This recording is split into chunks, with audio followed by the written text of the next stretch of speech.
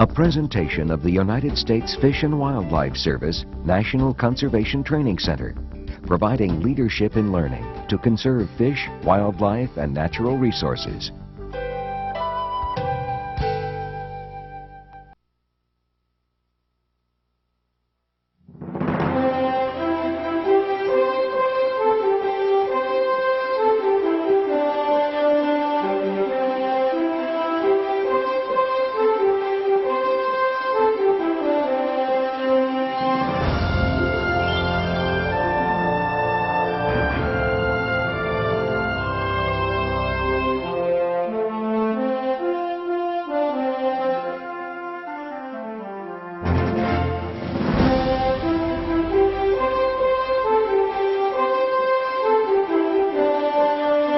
The bison are now so numerous that from an eminence we discovered more than we had ever seen before at one time. And if it be not impossible to calculate the moving multitude which darkened the whole plains, we are convinced that 20,000 would be no exaggerated number. Lewis and Clark, 1806.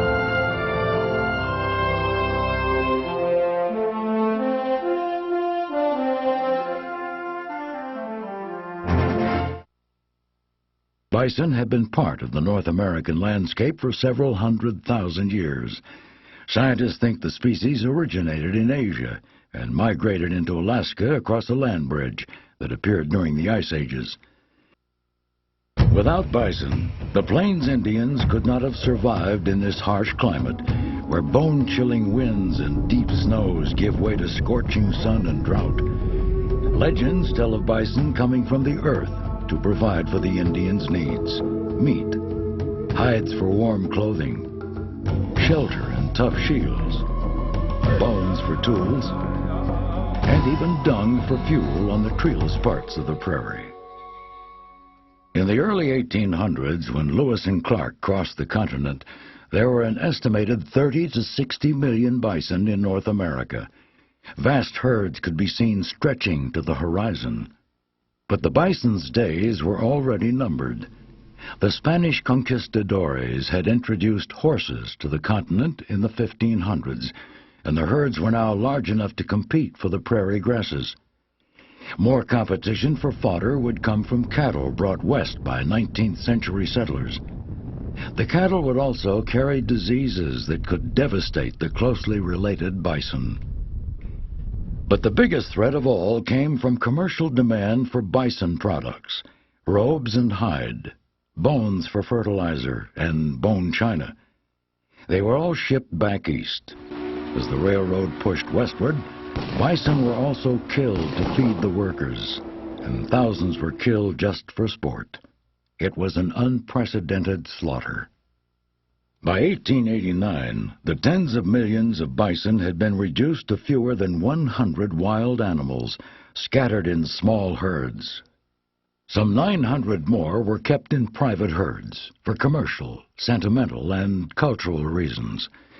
The owners included Charles Goodnight of Texas, Buffalo Jones of Kansas, and Charles Allard and Michelle Pablo here in the Mission Valley.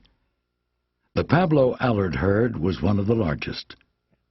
When Pablo needed to sell his portion of the herd, the federal government declined to buy it, so 700 bison were sold to Canada. For William Hornaday, the superintendent of the National Zoological Park, the sale of the bison was a final motivating factor. He launched a crusade to save the bison. In 1905, his efforts led to the foundation of the American Bison Society. Its honorary president was Theodore Roosevelt, who, only 2 years earlier, had created the first National Wildlife Refuge at Pelican Island in Florida. Other refuges were soon established, including 3 reserves to save bison from extinction. Among them was the National Bison Range, created in 1908. It was the first land ever purchased by the federal government for wildlife protection. Too late to purchase any of the Pablo herd, the American Bison Society purchased 34 bison from Charles Conrad, who had bought part of the Allard herd. The 34 animals and a few from other private herds were donated to start the herd at the bison range. Today, some 350 to 500 bison roam the National Bison Range under the protection and management of the U.S. Fish and Wildlife Service. The National Bison Range is part of the National Wildlife Refuge System, which forms the only network of land dedicated to the conservation of fish, wildlife, plants, and their habitats. Now totaling more than 92 million acres on over 530 refuges, the system provides habitat for threatened and endangered species and stopover spots for millions of migratory birds. The 18,800 acres of this refuge are a patchwork of habitats, each of which provides food and shelter for a wide range of wildlife. Most important to the bison are the grasslands, which provide their food. The grasses are very durable to grazing, being built to grow from the base of the stem rather than the tip. This allows the plants to continue growing after the tips have been eaten. The Bison Range contains one of the largest remaining pieces of native Palouse prairie. To protect this rare grassland, refuge staff manages the numbers and movements of the bison. As you visit the range, you will notice that it is cross-fenced into large tracts. These fences are designed so that other animals can go over or under them. This allows us to protect the grasslands by moving the bison herd on a rotational grazing system. In former days, the vast bison herds would simply move on through the open prairies when there wasn't enough grass. But that is no longer possible. Overgrazing of the refuge is also prevented by restricting the size of the bison herd. Each year in the early fall, the Old West comes alive again as experienced wranglers on horseback round up the herd.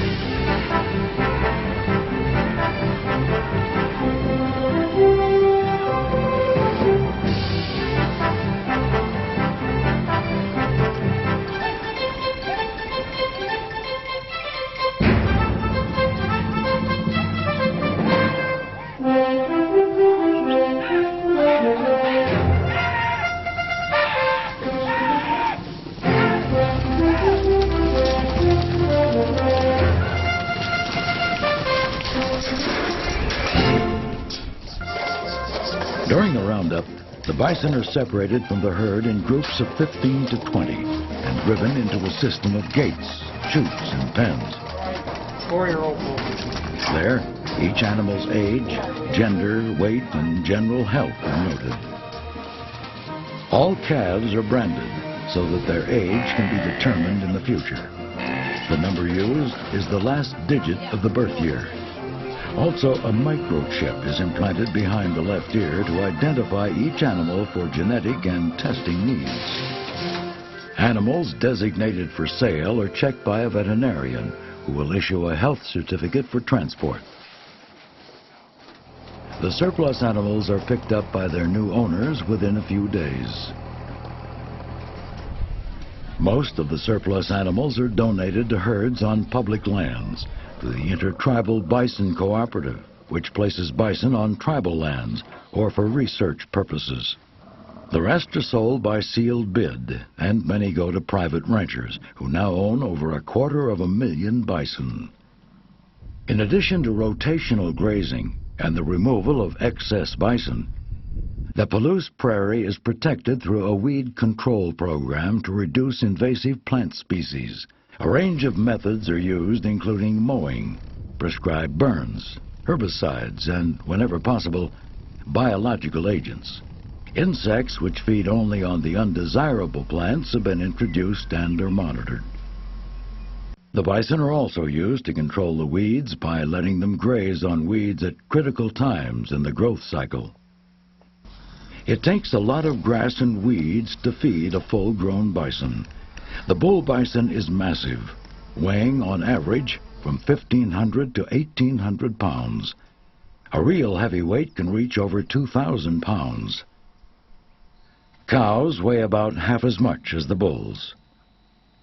The hump on the bison's back is composed of large muscles which support its huge head, thick skull, and heavy horns. The power of these muscles is used in winter to move snow away from grass.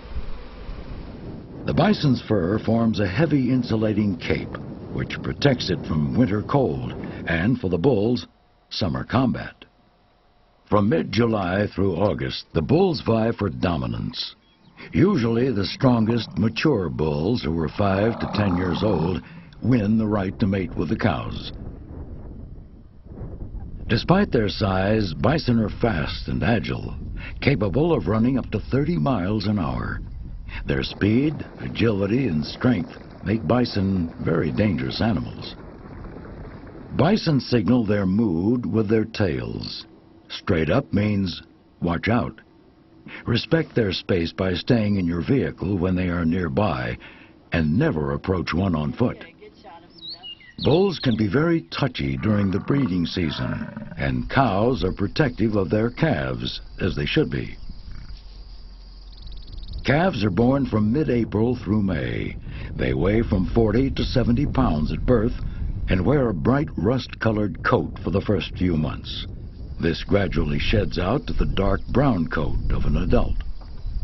Numerous other species share the National Bison Range.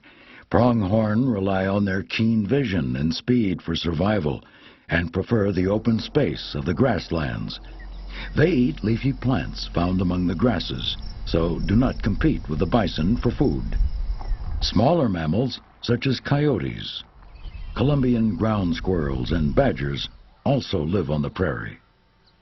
Designated a bird refuge in 1921, the National Bison Range is home to over 200 species of birds.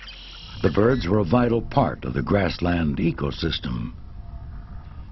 Grassland bird populations are declining rapidly as people change their habitat. Some, such as the western meadowlark, are holding their own. But many of the grassland sparrows are disappearing. The Bison Range provides a breeding ground for some of these, including the clay-colored and grasshopper sparrows. Whitetail and mule deer live in the bushy areas of the refuge, along Mission Creek and in draws. These species are easy to confuse until the animal runs away. The white-tailed deer will raise its long brown tail and flash the white underside. Mule deer have a white rump and a small white tail with a black tip. Black bear can be found foraging in the berry bushes in these areas. They also frequent the mountain forests of Douglas fir and ponderosa pine. At these higher elevations, there are also bighorn sheep and elk. Elk are much larger than deer and have tan-colored rumps, which contrast with their dark brown coats. The native name for elk is wapiti, which means light-colored rump. During the fall breeding season, the elk bulls round up groups of cows and bugle to their rivals.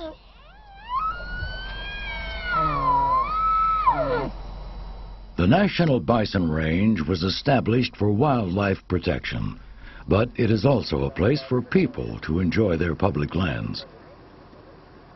Red Sleep Mountain is a 19-mile one-way gravel road, which gains 2,000 feet in elevation. The drive takes about 1.5 hours, but it is worth going slowly to enjoy all the sights. 2 walking trails lead off this route. The Bitterroot Trail is only a half-mile round trip.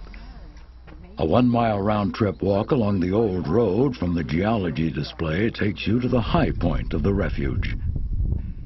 The nature trail near the day-use area provides accessible trails and interpretive panels. Along the trail is a fishing bridge on Mission Creek. To ensure the protection of wildlife and their habitat, and for your own safety and enjoyment, please obey the necessary rules and regulations. Stay in your vehicle on the scenic drives. Animals are used to vehicles, so you may enjoy some close-up views. Walk only on the designated trails. Give wildlife plenty of room, and do not approach them. Leave plants and flowers in place for the animals and other visitors to enjoy. Refuge staff can answer any questions you might have to provide you with a quality experience. In 2008, the National Bison Range will celebrate its 100th anniversary. Much has been achieved in the past century, and we look forward to the challenges and successes that lie ahead. The National Bison Range is a living treasure belonging to all Americans. We hope you will enjoy your visit and share our pride in this remarkable place.